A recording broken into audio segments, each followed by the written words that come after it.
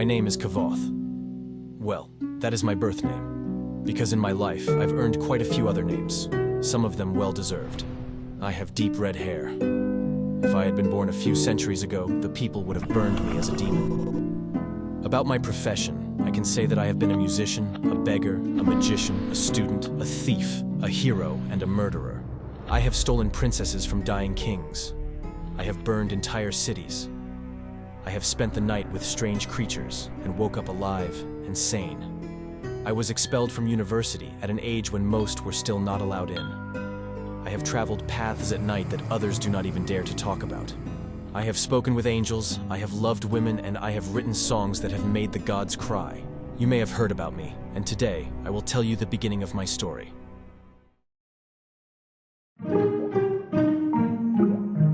The days in the troop of Edina Rue was the most peaceful, calm, and enjoyable days of my life. Everyone in the troop was like a family, always going from town to town, and we always have something to do. My parents did their best to patch the hole left by my master absence, bringing in the other troopers to fill my time productively and keep me from moping. So, Trip taught me how to jape and tumble. Shandi walked me through the courtly dances of a half-dozen countries. Terran measured me against the hilt of his sword and judged that I had grown tall enough to begin the basics of swordplay. Not enough to fight, he stressed, but enough so I could make a good show of it on stage. The roads were good this time of year, so we made excellent time traveling north through the Commonwealth. 15-20 miles a day as we searched out new towns to play. Tree! The shout came faintly down the line. 3 Wait Oak! My father stopped in the middle of the monologue he had been reciting for me and gave an irritated sigh. That'll be as far as we get today, then. He grumbled, looking up at the sky. Are we stopping? My mother called from inside the wagon. I've a mind to send the consulate a bill for every tree we've had to cut and drag out of the way. This will put us another 3 hours behind schedule. I think it's nice, My mother said, walking around from the back of the wagon. She gave my father a significant look. Sweet? Do you think you could find me some wild sage? I don't know if it grows around here, I said with the proper amount of uncertainty in my voice. No harm in looking. She said sensibly. She looked at my father from the corner of her eye. If you can find enough, bring back an armload. We'll dry it for later. Typically, whether I found what I was looking for didn't matter very much. It was my habit to wander away from the troop in the evenings. I usually had some sort of errand to run while my parents set up for dinner, but it was just an excuse for us to get away from each other. Privacy is hard to come by on the road, and they needed it as much as I did. So if it took me an hour to gather an armload of firewood, they didn't mind. And if they hadn't started dinner by the time I came back, well, that was only fair, wasn't it? I hope they spent those last few hours well. Let us pass over my return to the camp just as the sun was beginning to set. Scattered patches of smoke hung in the still evening air. It was quiet, as if everyone in the troop was listening for something, as if they were all holding their breath. An idle wind tussled the leaves in the trees and wafted a patch of smoke like a low cloud toward me. I stepped out of the forest and through the smoke, heading into the camp. I left the cloud of smoke and rubbed some of the sting from my eyes. The sight of bodies strewn about like broken dolls, the smell of blood and burning hair. How I wandered aimlessly about, too disoriented for proper panic, numb with shock and dread. As I looked around, I saw Trip's tent lying half-collapsed and smoldering in his fire. The treated canvas burned fitfully, and the acrid gray smoke hung close to the ground in the quiet evening air. I saw Terran's body lying by his wagon, his sword broken in his hand.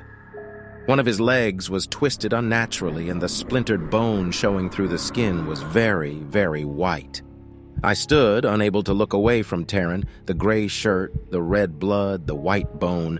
I stared as if it were a diagram in a book I was trying to understand. Some small rational part of me realized I was in deep shock. It repeated the fact to me again and again. I used all my master training to ignore it. I did not want to think about what I saw.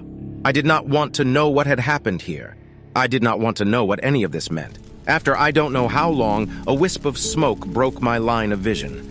I sat down next to the nearest fire in a daze. It was Shandi's fire, and a small pot hung simmering, boiling potatoes, strangely familiar among the chaos. Her clothes hung in tatters about her. I tried to brush her hair away from her face, and my hand came back sticky with blood. The firelight reflected in her flat, empty eyes. I stood and looked about aimlessly.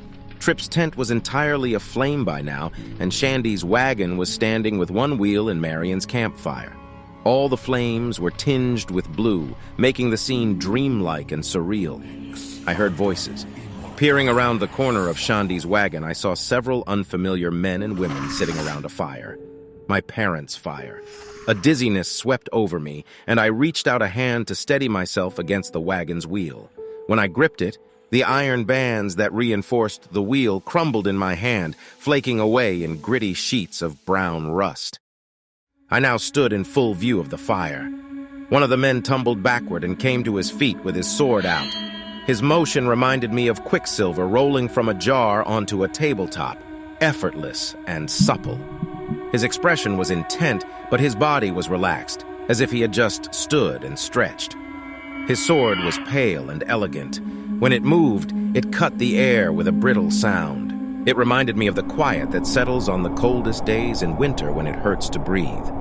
His face was narrow and sharp, with the perfect beauty of porcelain. His hair was shoulder length, framing his face in loose curls the color of frost. He was a creature of winter's pale. Everything about him was cold and sharp and white, except his eyes. They were black, like a goat's, but with no iris.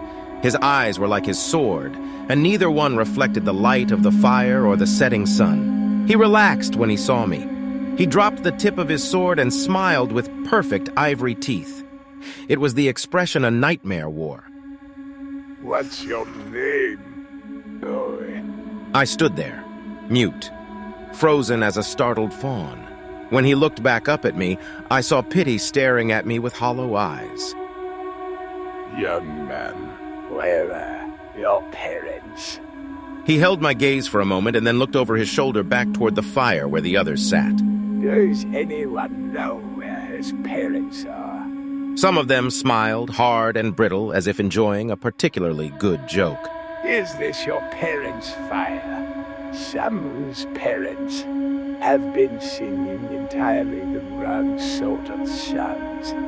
Cinder. A cool voice came from the direction of the fire. The black eyes of Cinder narrowed in irritation. You are approaching my displeasure. This one has done nothing. Send him to the soft and painless blanket of his sleep. The cool voice caught slightly on the last word as if it were difficult to say.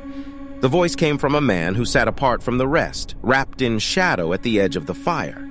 Shadow pooled around him like thick oil. The fire snapped and danced, lively and warm, tinged with blue, but no flicker of its light came close to him. You seem to forget our purpose. Or does your purpose simply differ from my own? No, of course not.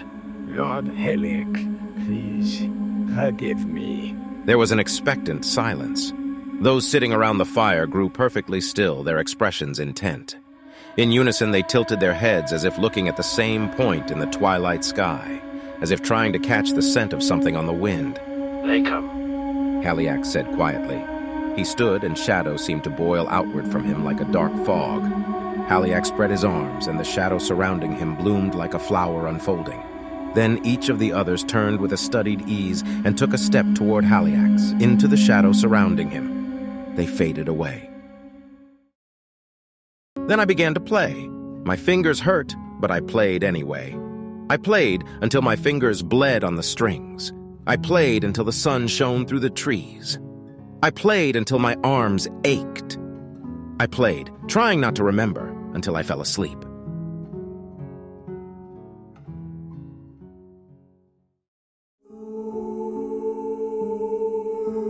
The story does not end here.